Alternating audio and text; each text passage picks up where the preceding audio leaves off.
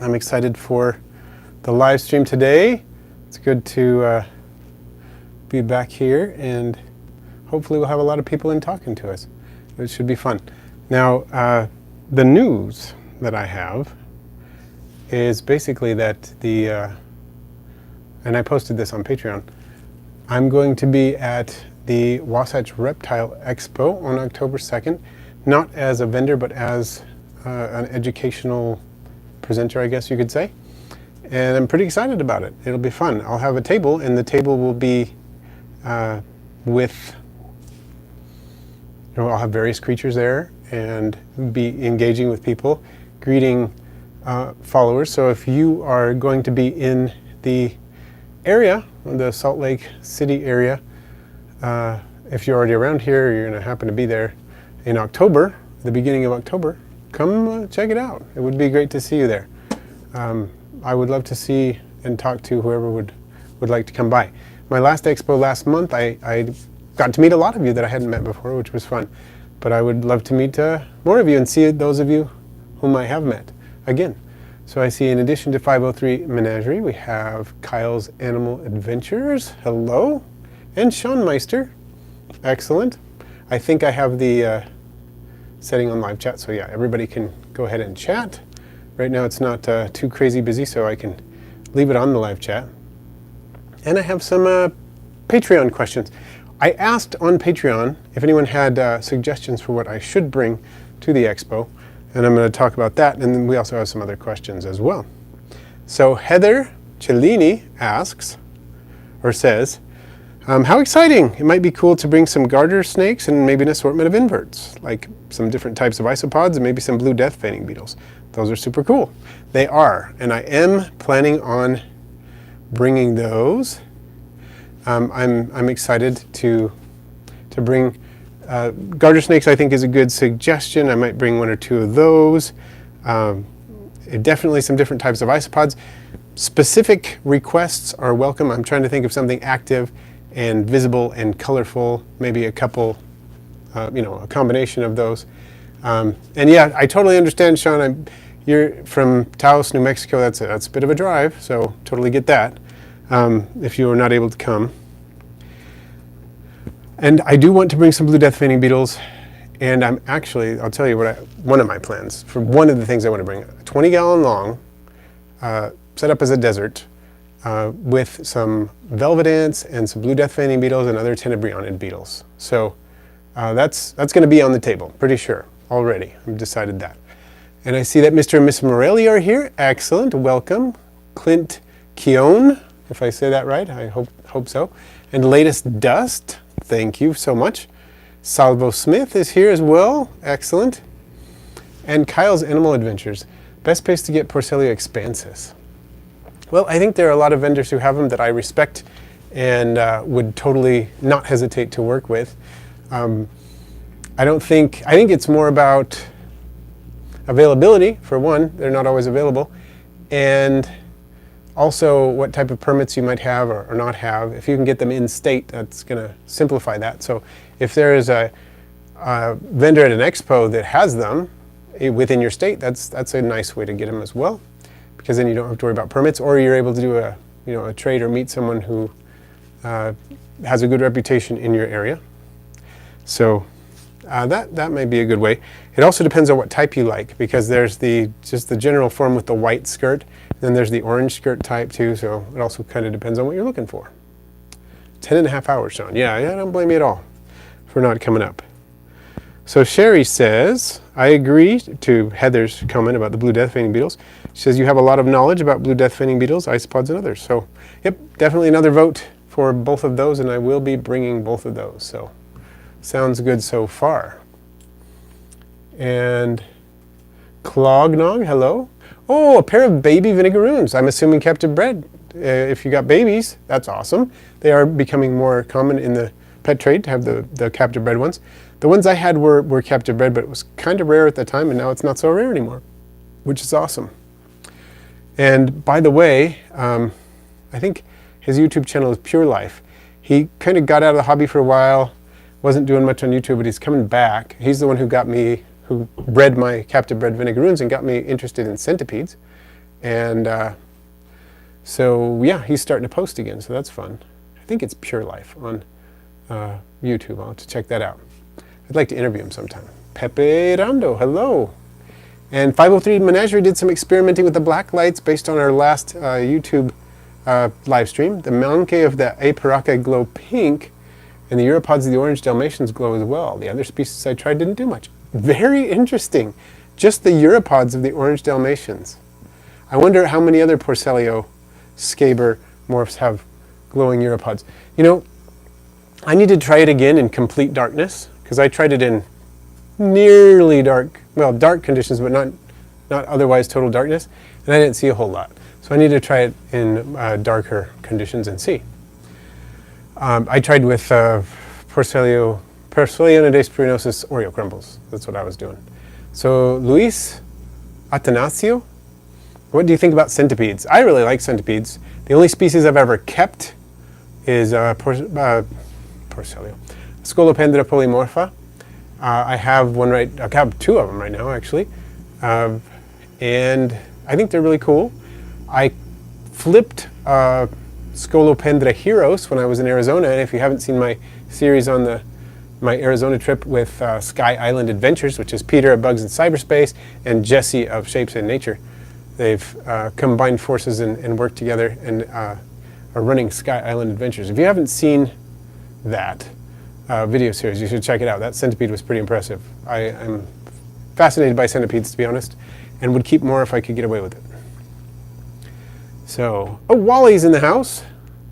Just finishing up feeding and then jumping on computer. Awesome. And Shiv, it's going okay. This week is easier than the last week. I see I have a super chat. Going to skip ahead and see if I can find it. Mr. and Mrs. Morelia, thank you so much for the super chat. And here's a question.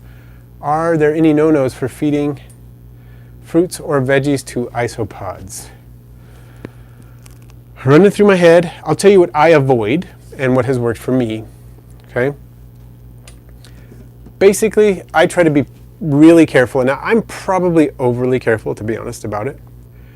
But if I'm feeding something that's not, that I don't grow myself, I usually get it organic, and I usually peel it if it's a peelable thing. Like a banana. I will use a non-organic banana because the peel is pretty thick and I peel it. For example, same thing with apples. I produce apples. We have apple trees, and I give those to my isopods after I peel them, even though we don't spray the trees at all, but I peel them anyway. Anything like, potatoes or whatnot, I will peel it and wash it first. I don't tend to offer things that are difficult to peel and or wash thoroughly. So that works for me really well. I end up producing a lot of summer squash and winter squash in our garden, and our isopods get a lot of that. So, things like zucchini and crookneck squash and butternut squash, and, sometimes we'll do pumpkins, melons, that kind of thing. I'll give them that. I'm probably overly careful, but that's what I do. And I think as long as you peel and or wash them really thoroughly, you're usually pretty safe. In terms of fruits and vegetables to avoid, I don't think there's a whole lot that way that we can eat that they can't. They're pretty good at dealing with things besides pesticides. So I can't say I've tried a whole lot of things. I've tried, a good number of things, but there are things I've avoided. I've given them, for example, mango pits with the flesh still on. I've given them pieces of avocado, and I've given them, like I said, the summer and winter squash and apples and sweet potatoes I really like a lot, and carrots and lots of different things. Peas, I'll get the frozen peas and squeeze the skins off and give them those. So as far as no-nos, anything that it would be really hard to get pesticides off. I think a strawberry might be tricky to get the pesticides off and or to peel. So I haven't really done strawberries, for example. I hope that helps. So, all right. Clint has a question about morning wood good for millipedes. So this is the Rapashi morning wood formula. It's sold both for invertebrates and for fish, certain fish that eat wood, like Plecostomus, like Ancestris plecos, that kind of stuff.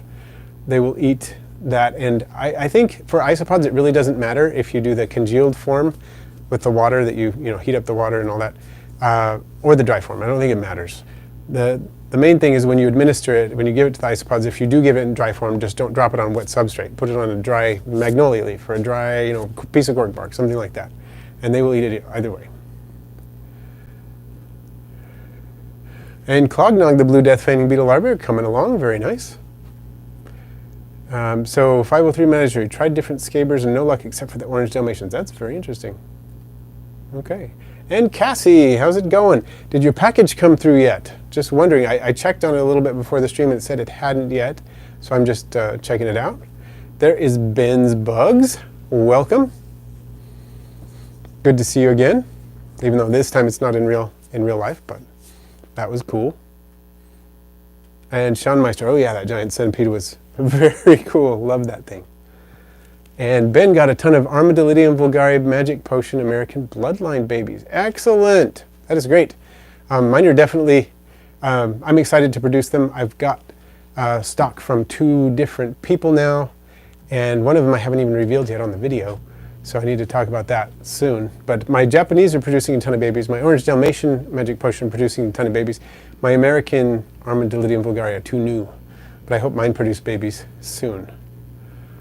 Okay, so Shiv, you're going to cross Armadillidium vulgare red and Armadillidium vulgare magic potion. Okay, let's see. When do you recommend starting to isolate the cross? Okay, so what I would do is put the reds and the magic potions together when they're young, so that they haven't mated yet. Put, say, 12 to 16 of each together, very small young ones. And then as soon as you start seeing wild types from their offspring, you will see some almost certainly, and take those out, separate them from the adults long before they have a chance to mate or grow up, and keep them with each other. Just the wild types, because they're going to be the double het wild types like you're talking about. And then you'll get the visual offspring sooner, and you'll get a higher proportion of them if you do that. Because when they mate, I think, I'll have to look up my Punnett squares again, but I think it's something like the probability 16 out of 100, I think. It's not going to be exactly that because it doesn't work out that way, but probability is something like 16 out of 100 that you'll get that many visual offspring that'll be a cross between the 2. I think a magic potion with red spots would be pretty interesting. A lot like the orange Dalmatian magic potion, but just with darker spots. So that would be pretty cool. That would be the way to do it. If you wait until you see visual offspring, you're going to get a lot of crossing of the double het wild types to parent stock, and so you won't get anything visual in the next generation. You'll eventually get some that show up, but it'll take longer. So that's my take on that. Let's see, catching up. And thank you, Sean. We do need some likes. Only got 11 right now that I can see. So straight 5420. How many isopods would be a good number, as close to the minimum as possible to seed an empty 40-gallon terrarium? Kind of depends on what you're doing with it, and therefore which species you're going to get. So I would say, if you're doing it just to, when you say seed an empty 40-gallon terrarium, and you're saying you're just going to do isopods, nothing else in there, it still depends on the species. So let me know what you're thinking, if you're not going to have any macrofauna in there or not, and we'll talk more about it, because it is a good question. Okay, Cassie, so it hasn't come yet. Sorry about that. Hopefully it'll be there tomorrow. I have noticed a fair bit of delays, but it's weird. This time yours was the only order that went out express, and I think it was the only order that went out express this week, and some of the other priorities have gotten there. Not all of them, I don't think, but some of them. So it's really weird. So hopefully everything goes well, but the good thing is the weather is really pretty forgiving right now for isopods. We have, and I put cold packs in there, and they've got good insulation in there, so it should be okay. Especially since in Minnesota, I don't imagine it's super hot right now. So hopefully we'll get that going. So Clognog, how big of a tank for 12 desert beetles? Diabolical ironclad, blue death beetle, and clown beetles. I would say you could go as small as a 5-gallon. Depends on the footprint. If you got one of those Zoom Ed creatures that's shorter and has the footprint of a 10, that'd be great. A 10-gallon would be great for them as well. You could go up to a 20. You get any bigger than that, and you probably want to add some more beetles just so you can see some decent density in there. But anywhere between 5, 10, 20. 5 will be adequate, but maybe look a little crowded. But I think the beetles will be okay, especially if they have a lot of things to climb on. And Shiv. Yep, cool. Okay, you're welcome. So 503 Menagerie is talking similar to what I've got going on. Can dairy cow mix with wild isopods? I'm not sure, Clognog. There must be a wild type from which they're descended, but there is some talk that maybe wild dairy cows are actually were the wild types. It depends on who you talk to, so it's hard to say. There's Young Lad, nice to see you there. Braden Moore, hello. Straight 5420 says, zebras, I have seeded with springtails about 3 weeks ago and they're doing great. Tank will be empty until cleanup crew is established. Going to get a milk snake. Oh, okay, got it. Well, with zebras, they are pretty prolific. I mean, you could just do 10 to 12, but just to get numbers faster, I would say do 20. And if you can do more, that's cool. But we were saying closer to minimum, so between 10 and 20. 20 would be better, you'd just be a little faster, but they'll get there. Zebras are amazing. Okay, well, you're welcome, Cassie, and thank you for the confidence, and I really hope everything comes up well. I'm sure they'll do fine. And welcome back, Wally. I'm excited for what's coming. And Mackenzie, hello. Doing pretty well, thank you. The topic is rapacia. Have you used any with your desert beetles? I'm trying to think. Yeah, I have. It took me a minute to think if I did, because it's been a while, honestly, since I've used rapacia with them. But I've had them eat it. I've had both the Iliotes types and the desert clown beetles, and the blue death-fanged beetles eat it. That was actually one of the first things that I fed them, and they were eating it. I haven't used it in a while because I found that with the bug jelly that I get from Bugs in Cyberspace, I also have made my own bug jelly, but I found that I have less time now, and I like to use the stuff from Bugs in Cyberspace. It smells awesome, and it lasts longer than the homemade stuff. So I've got both the banana and the brown sugar higher-end Asian beetle jellies from him, and I love them. I am tempted to eat them sometimes. They smell so good, but I haven't done it. Let's see.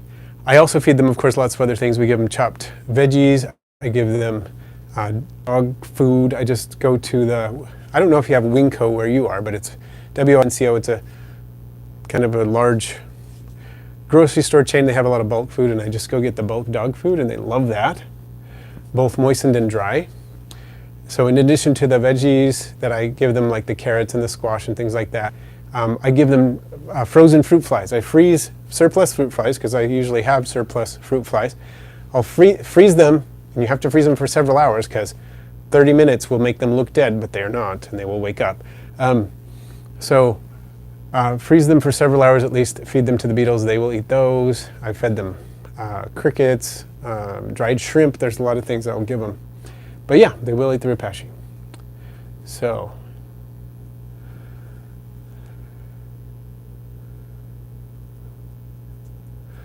Shiv says a British breeder has produced dairy cow scabers from a Tunisian locality scaber. Don't know if you've seen those. I know dairy cows are lavis. Hadn't seen a scaber before. That's awesome. So meaning they have the color distribution like a dairy cow rather than like a Dalmatian.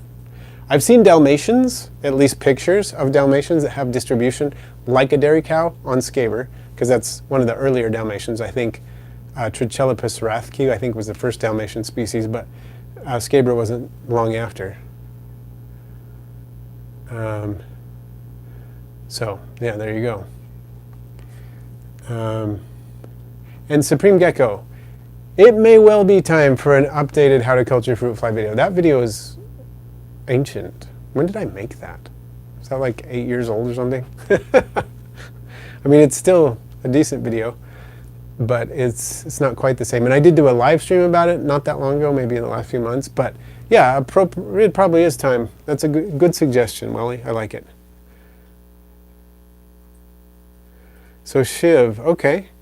So you have, they're like a high expression Dalmatian essentially then in Porcellio scaber, like a better expression than the normal ones.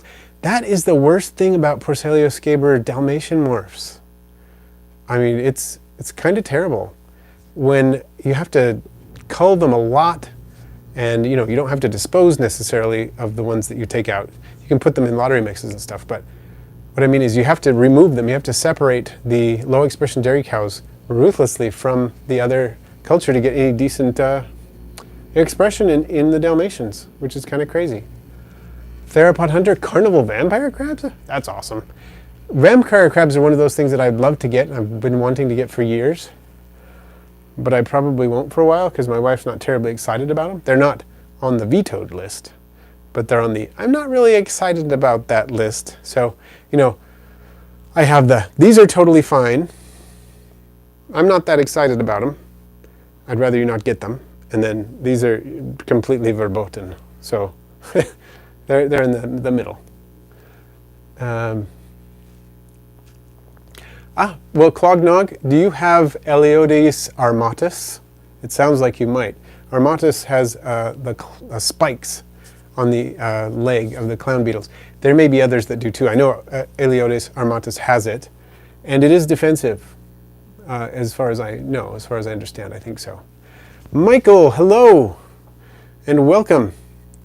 I would say, Michael, I saw your email right before the stream started. I haven't had time to reply. Definitely will. Thank you for sending it. Thank you for keeping me in the loop, and we'll make it work. We'll make it work somehow. I'm hoping everything will be okay. Sometimes I've had things stuck in the mail for about 9 or 10 days and still arrive perfectly fine. But the mail has been crazy lately, so we'll keep in touch about that. So I will reply, and thank you for sending that. So Cassie's asking if she should cull the wild type in her Mardi Gras bin. That's Oniscus ocellus. It's a Dalmatian style, Dalmatian expression of Oniscus ocellus. I would, as long as you want them to, as long as you want to keep them pure. If they're sending throwbacks to the wild types, those are still going to be dominant. So I would go ahead and take those out, and because otherwise you're going to start losing the Mardi Gras genetically over time. It might take a while, but there you go. So I'm going to open up the Patreon a little bit more, and then we'll come back to the chat. So Sierra Nicole says, blue death fanning beetles would be super unique and eye-catching. Isopods would be a great option, but some showy varieties as well as some active confident species so that kids can see them in action. Garter snakes are always good because they're so common in the native wild and interesting, but not always common as pets. Agreed with all of that.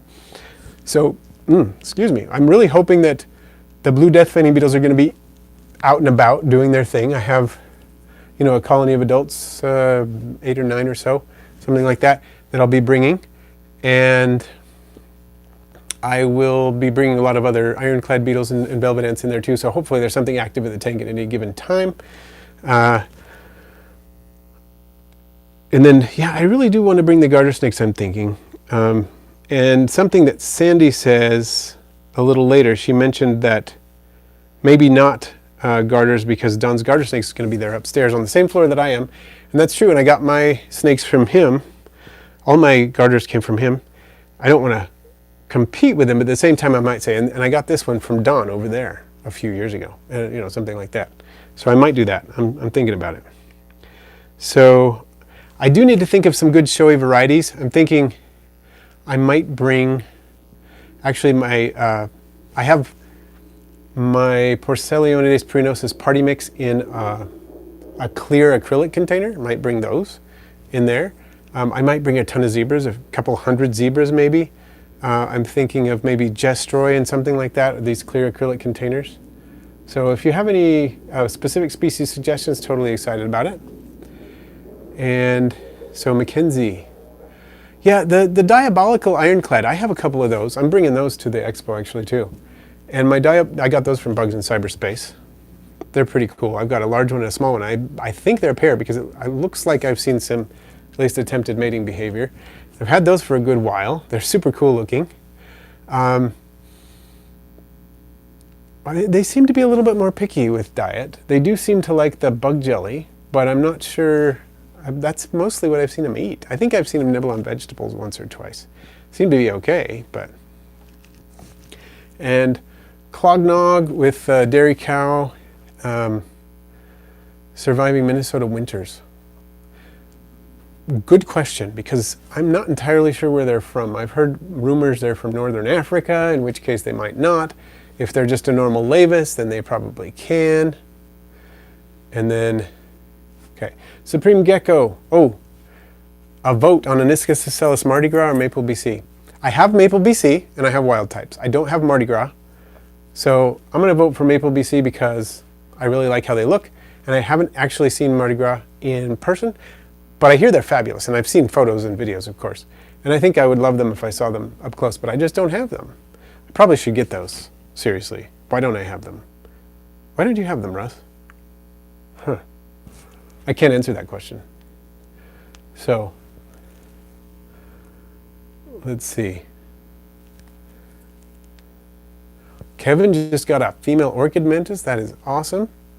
Going to try it in a small tarantula cribs treehouse enclosure. Sounds like an awesome enclosure. As long as it's got a place to molt. It's got a good molting platform. Mackenzie, I have been thinking of bringing Opaiula, actually. I'm trying to think of a way to do it that will be comfortable for the Opaiula, because they can get stressed fairly easily. And they're a little bit difficult to bring, like you are surmising. So, yeah, I'm not sure. I kind of want to make it work, though. I think that would be cool.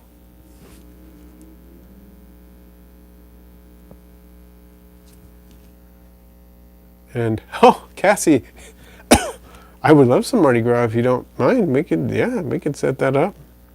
Sounds pretty awesome to me.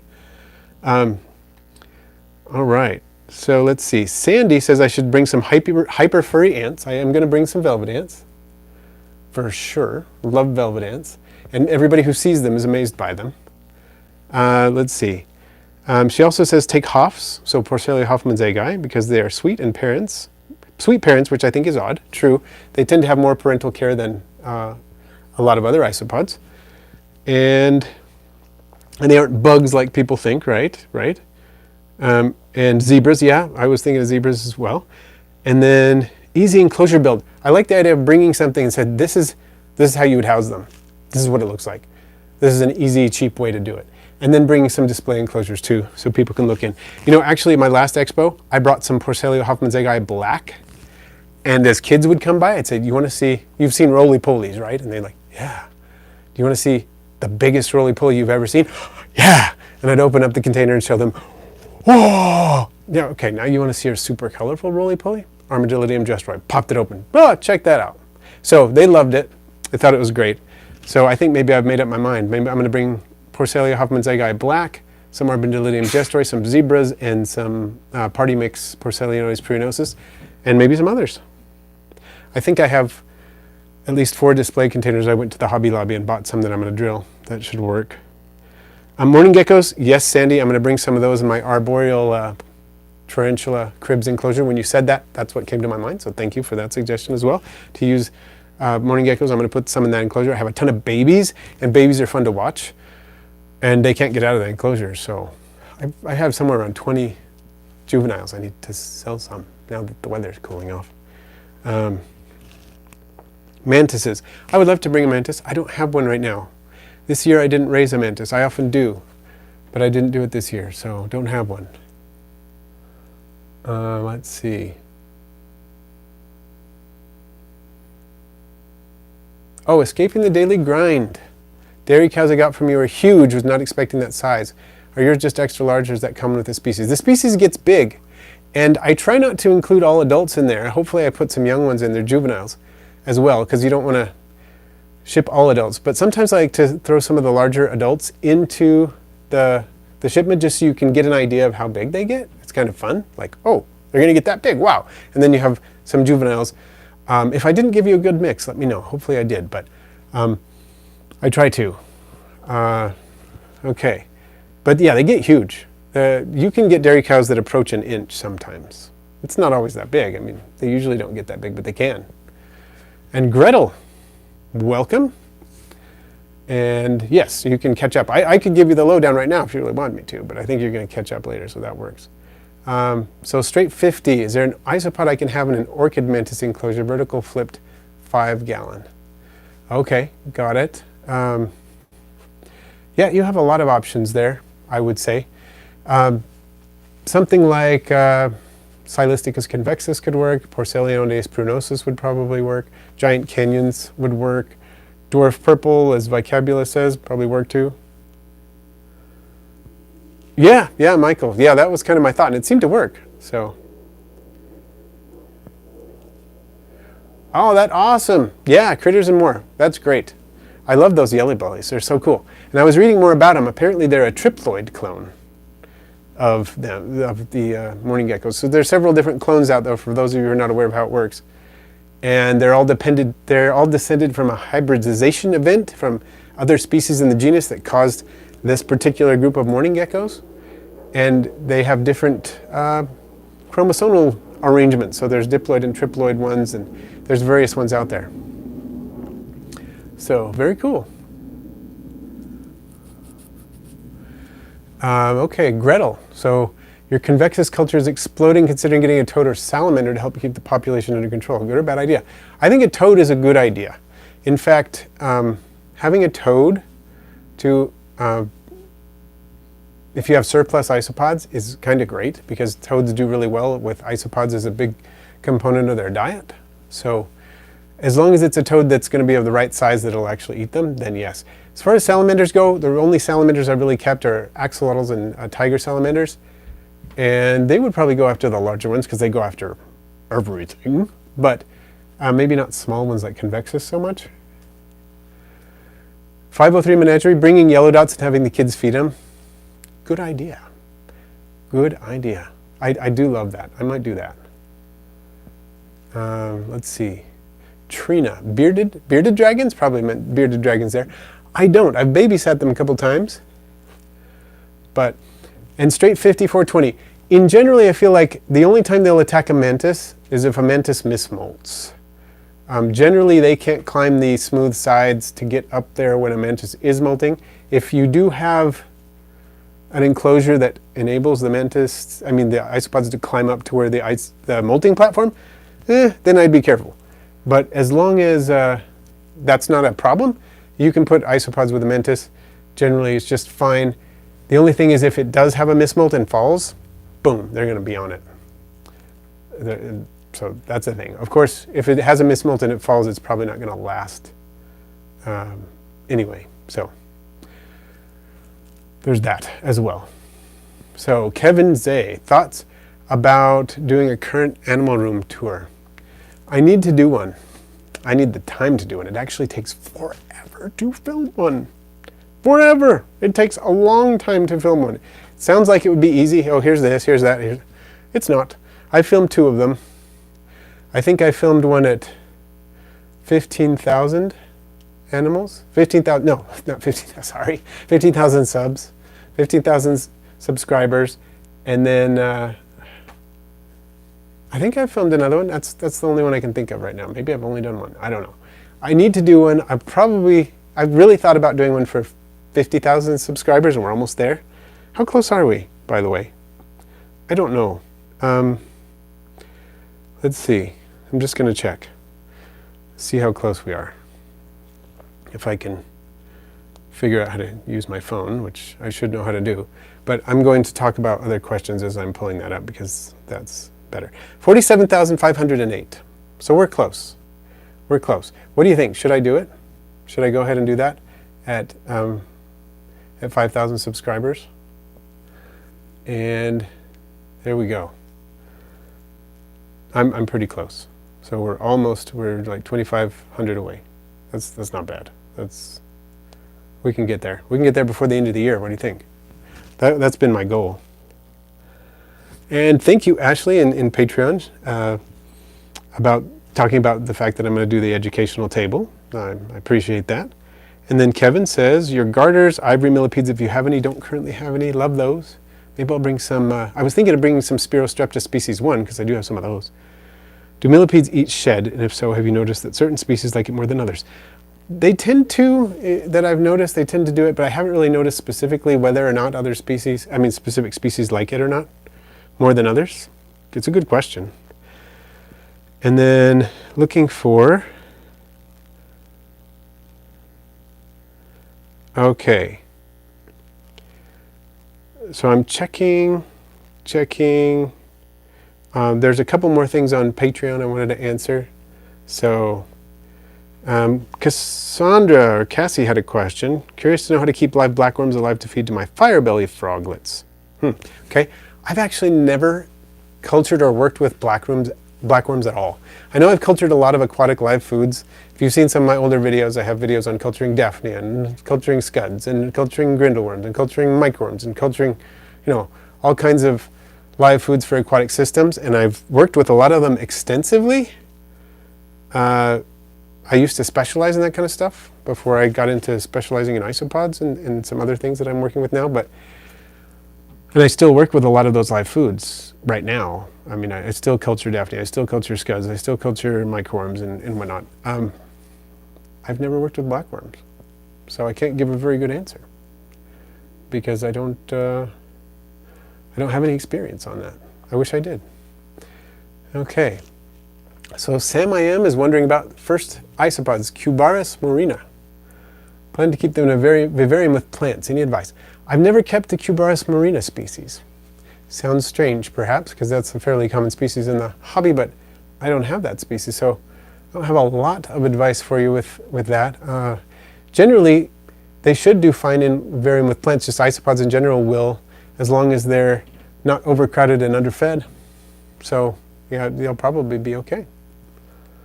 And Theropod Hunter, congrats on your oldest stick insects, just about to do her final molt. That is cool. And Sierra, if you're in the chat, thank you for answering my message.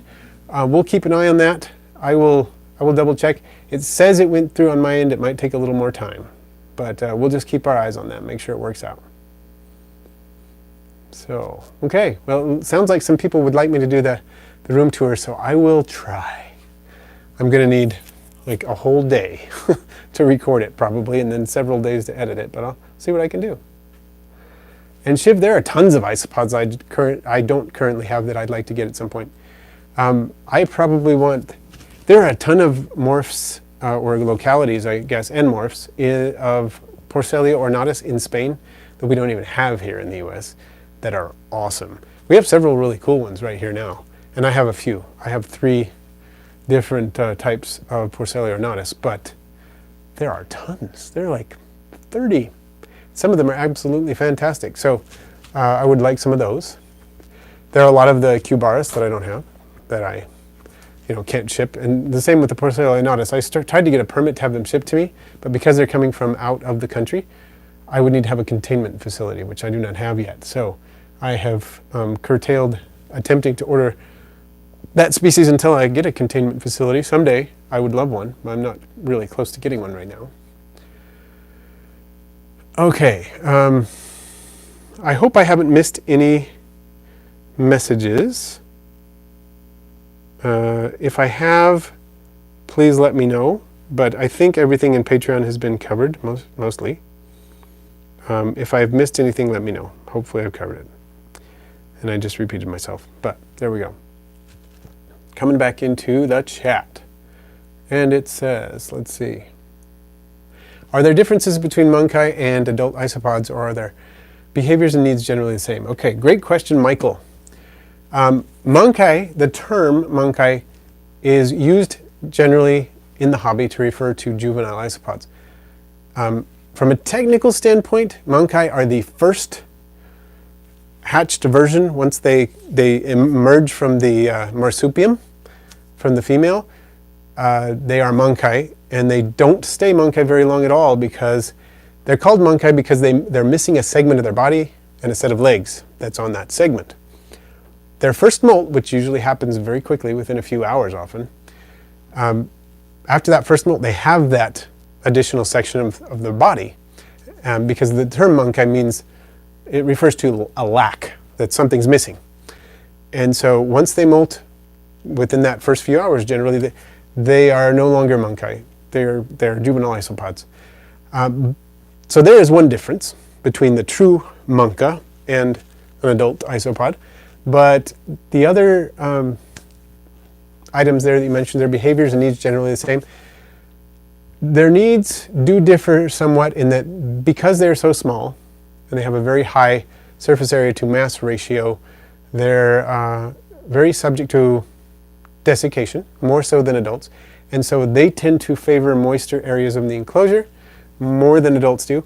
There are often juvenile isopods that can handle higher humidity levels and higher moisture levels than adults of the same species.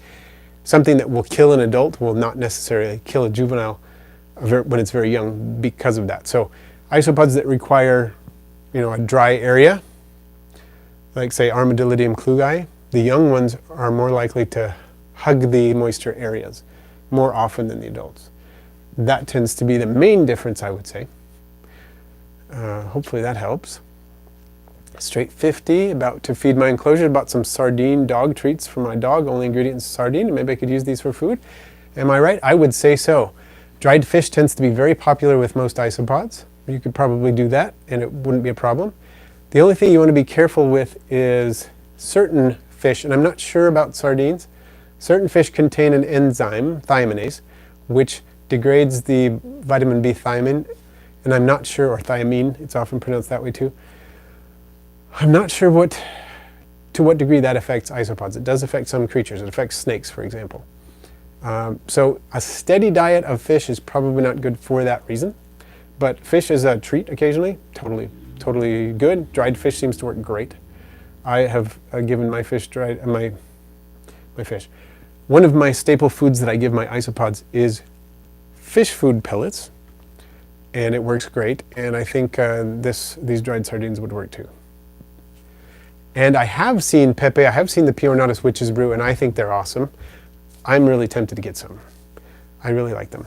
They take the the activity levels and the size of P. ornatus and add the extra kind of something. It's like a magic potion version, and I think that's why the name is witch's brew, of Porcellio ornatus. And cool. I need to get some. They're very cool. Ornatus are super underrated. I have a permit to actually keep them, which is awesome. I don't have a permit to ship them, which is not so awesome. But I think they're great.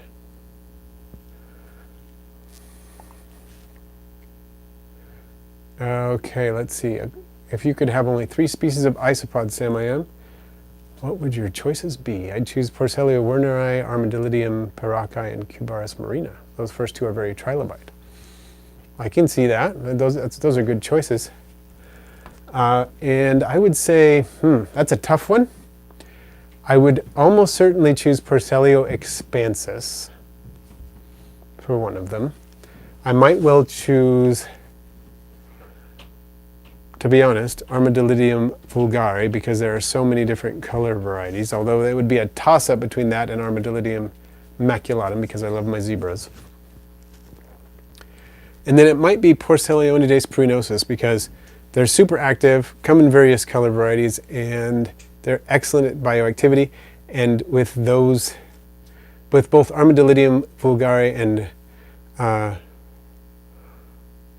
with the Porcellionides pruinosus, I'd cover a lot of my bioactive needs. Not all of them. I'd still need something that I would keep in more humidity. So I might actually do a Silisticus convexus Ukraine pied instead of one of those. I don't know. It's tough. That's a tough question. Ask me if I could only keep 27 different isopod species, which ones would they be? And I'd probably give you a better answer. And 503 menagerie, I think on my Instagram I have a similar picture of a perfectly clean dried minnow skeleton. It was in your Laevis Orage bin. It was my Porcellionides pruinosus bin. But I remember looking in there and seeing this amazingly clean skeleton. It was as if I had put it in with dermestid beetles. It was fantastic. Loved that. So I think I posted that to my Instagram, but it's been a while, maybe a year or two. Not sure.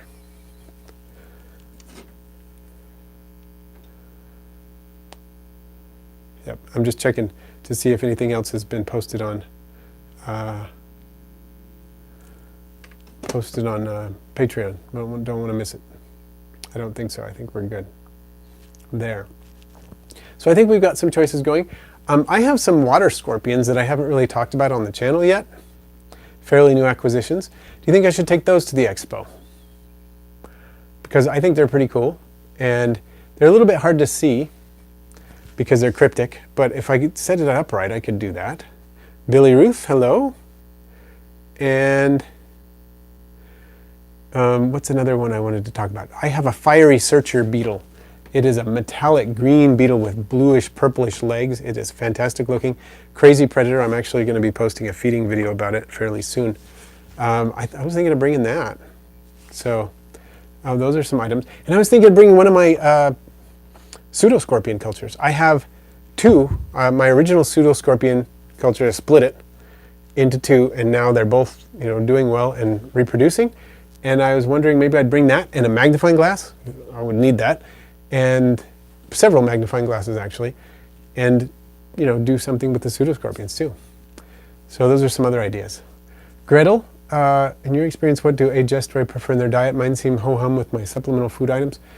I've kind of noticed that myself, that they don't have like the most intense feeding response with things.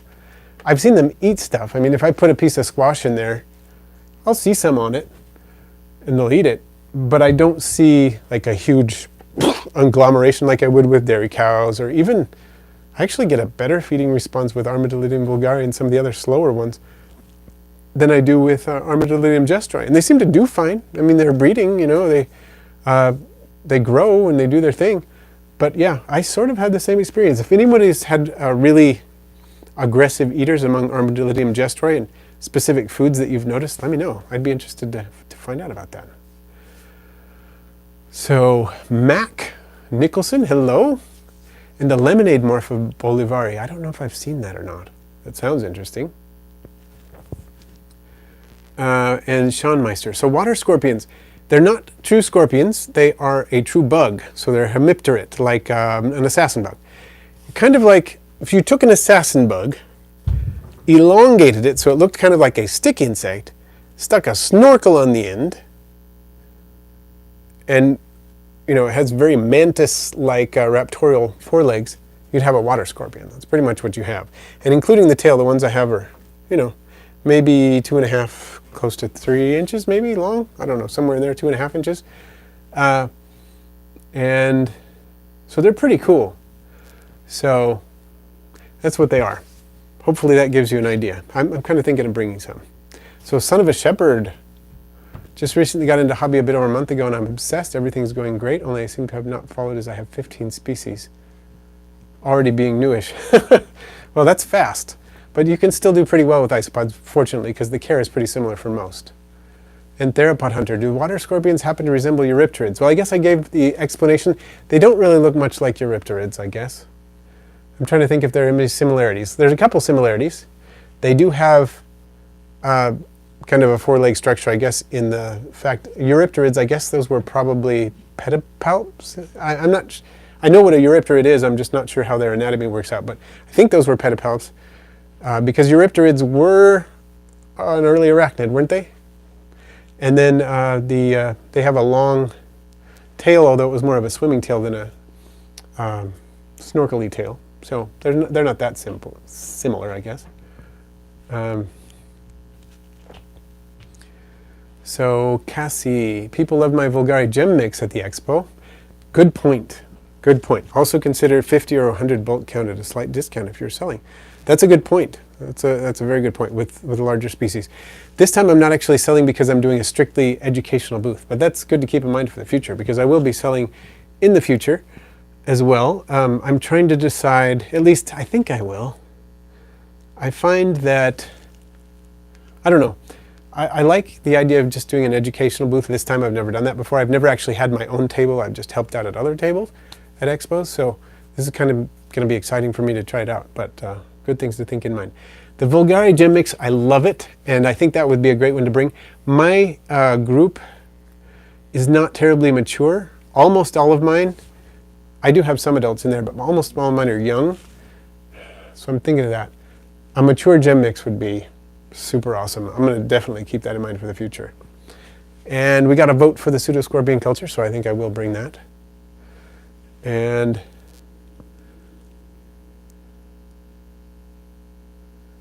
oh, Sam I am, yeah. Yeah, actually isopods are a great gateway arthropod to get into other arthropods. And I have seen people cohabitating huge roaches with isopods. It's kind of interesting. Right now, I've got an interesting setup where I've got a leopard gecko, a bunch of Porcellonidae spirinosus party mix, and a bunch of superworm beetles and larvae and some mealworm beetles and larvae, and they're all living together. It's going pretty well, so it's a cool system. So Gretel, pseudoscorpions. Well, I got mine from roach crossing. What's wrong with my mouth? Kyle Candelian. I bought my culture. They are kind of expensive. A reproducing culture is a little expensive, but what he sends you is the entire thing. I mean, it's the enclosure, it's the substrate, and it's the scorpions. They come in a 32-ounce deli cup with everything essentially you need. What you need to add is Drosophila melanogaster fruit flies, water, and possibly springtails. I mean, he does include springtails in the original. I ended up having to reseed mine, but I think that's because the culture actually popped open in transit a little bit, and there were pseudoscorpions all over in the box, and I had to collect them, which is rare. You know, it's not Kyle's fault. Things just happen. But that's probably why I didn't have a lot of the springtails in there. But yeah, so I added some more, and they're doing fine now. And then I add the fruit flies, and occasionally I add a piece of fruit for the fruit flies, like a bit of banana I added today. And then you add water, and they do great. So video on the water scorpions. I should do a video on the water scorpions. They're pretty awesome, actually. Maybe I need to. What isopod species eat less live plants? I have Armadillo and Klugi, and they're eating my live plant leaves too much for my liking. Young leaves and making holes everywhere. Well, phytozane, is that how you say that? There may be something going on there. Do you have a really large number of Armadillidium klugi going on? Or are they not getting enough supplemental food or leaf litter? Or what's going on? That's interesting. That's not what I would expect from that species. Mac Nicholson, dairy cows, how large do they have to be to breed? Not very big. You got 12 at around 1/4 inch long. You could have babies really soon. You might have some that already have marsupial full of babies. It's very possible. They don't have to be very big to start out breeding. They usually, a lot of isopods breed at about 1/3 of their adult size, and I think dairy cows go down a little smaller than that. So not very long. So Straight 50 has had a dairy cow die off. That is awful. I'm sorry to hear that. Springtails are fine. Good to know. That is good information. 2 inches of substrate, all the stuff I should have. Okay, are you getting any temperature fluctuations? Have there been any chemicals used in the house that are not usually used in the house? Those are a couple of things to think about. And, oh, thank you, Sean Meister, for the warning. I've got about 7 minutes left-ish. Yeah, Shiv, dairy cows and hissing roaches together. Yeah, some of those seem to be good combinations. I've never experimented with the roach combinations with isopods myself because I'm not allowed to keep roaches. But I've heard of people doing it, excuse me, quite successfully. So Son of a Shepherd managed to get some Cubaros ambers for cheap. I think they're adorable. My chocolate high yellows are very active, and my current fave. Yeah, the Ornatus can be super active, and I think, again, underrated because they tend to be, especially when the colony gets big. So Son of a Shepherd.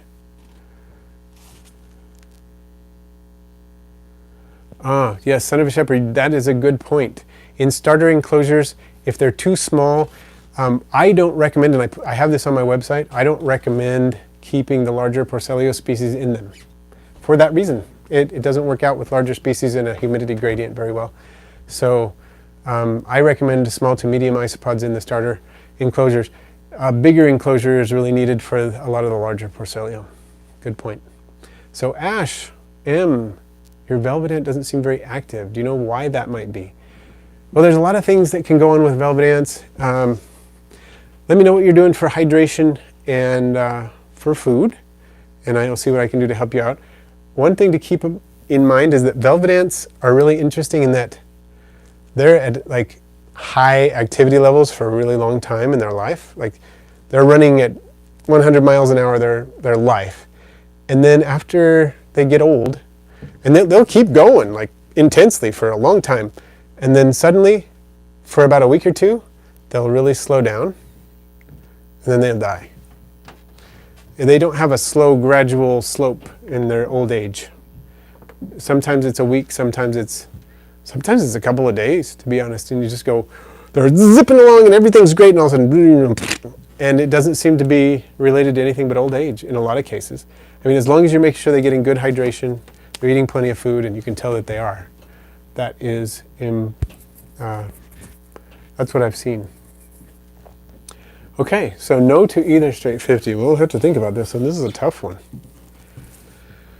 And how frequently, what was the last time you changed the substrate, and how much did you change? And NT Shady, well, thank you. Glad you love the channel. Small mites in my isopod enclosure, any easy fixes? Do you have springtails in there already? That's my first question. And how many isopods do you have in the isopod culture? So, D-Max, is it safe to keep daddy longlegs as part of your cleanup crew?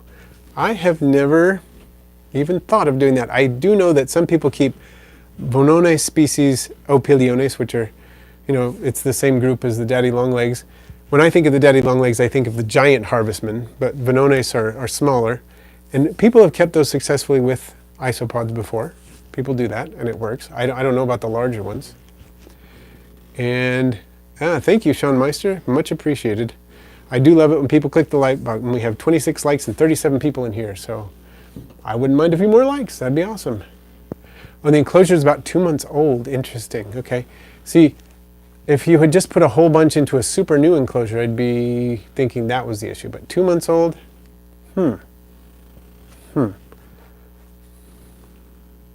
Interesting. Okay, so Ash, I will tell you what I think. Nectar on a paper towel for food and water is an occasional mist. Okay. I would highly recommend, if you can do it, getting the mega ant feeder. It's the seller, I think, is Biformica. You can get them online various places, including Instagram. Oh, we got a ton more likes all of a sudden. That was great. Thank you. If you can get one of those, that is an excellent feeder, and I feel like it's been incredible at keeping my velvet ants hydrated properly. I do put nectar in there, but they just get a lot more liquid when they use that. So I would recommend getting one of those if you can. It very much could be that she's getting old. I mean, that could be the issue. And that's one of the downsides of velvet ants. They'll go and go and go, and all of a sudden you're like, whoa, they slow down and they die. And I lost a few lately that way, which is sad. But something like that can really help prolong their lives. For example, I had my white velvet ants, the Dasimutilla gloriosa, super cool species, extremely active. And my cousin, who is a velvet ant specialist, in the sense that he does, he writes scientific research papers on them all the time and studies them out in the wild and whatnot. He collected a couple and said, do you want these? I'm done with my, whatever he was doing, photo shoot or something for research. And he said, I'm done with these. Would you like them? And I said, sure I would. I would love to have them. That's where I got my Dasimutilla gloriosa. So he brought them over, and we talked about husbandry and everything, and he said, well, and I would send him updates periodically and say, here are the velvet ants, they're still doing great. And he said, you've gotten them to survive a lot longer than I ever have. And I think it is attributable to the feeder, in part, and partly to having the bug jelly, the high quality bug jelly on hand all the time. So there's always the high quality bug jelly, the Asian stuff from Peter at Bugs in Cyberspace, and then the Biformica mega ant feeder with sugar water in it, a couple of grains of salt. I put 1 part sugar to 6 parts water, and then just a couple of grains of salt in there for electrolytes. And that really seems to make a difference. So Sam I am with isopod substrate being changed every 3 to 6 months. How would maintenance be for a planted vivarium keeping only isopods and springtail? Yeah, you could leave it for longer depending on the substrate. For example, if you put, what do you call it? If you had ABG mix in there, you could probably go a few years without changing it. And, oh, I'm running out of time, Sean, you're right. Thank you for letting me know. So, son of a shepherd, Cubaris amber are less sensitive about humidity gradients than spatulatus, for example. I would go with it. You could probably keep them in there. And okay, I wouldn't worry NT Shady as long as if you have some springtails in there and 30 dwarf whites, I wouldn't worry about it too much. You'll probably be okay. And I should wrap it up. Thank you so much, Sean Meister, for keeping me on top of the timing. And Gretel Guerra, I'm going to finish a few more, and then I got to close up. So how often should substrate for isopod bee cultures be entirely replaced? I try never to replace the substrate entirely because the substrate is sort of seasoned. There's, it's a cycled, seasoned, whatever you want to call it. There's a fungal and microbial population in there that's beneficial. So I like to change half to 3/4 of the substrate at a time, every 3 to 6 months, and I don't always get there. Sometimes it's a year or so, but yeah, I would recommend not ever changing it all at once because then you tend to get die-off sometimes.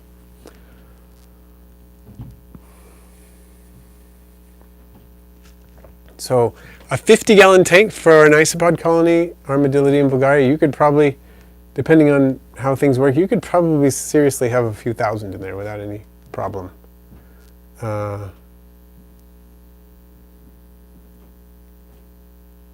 And all right. Green Dragon Aquatics, I do a live stream every week on Wednesdays now. I used to do it on Tuesdays. I moved to Wednesdays for now, so that's what I'm doing. And thank you, everyone. Really appreciate your attendance, your questions. Those of you who sent things on Patreon, thank you for that. Those of you who participated in the chat, thank you for that. Mr. and Mrs. Morelia, thank you so much for the super chat. And stay tuned for my Friday video.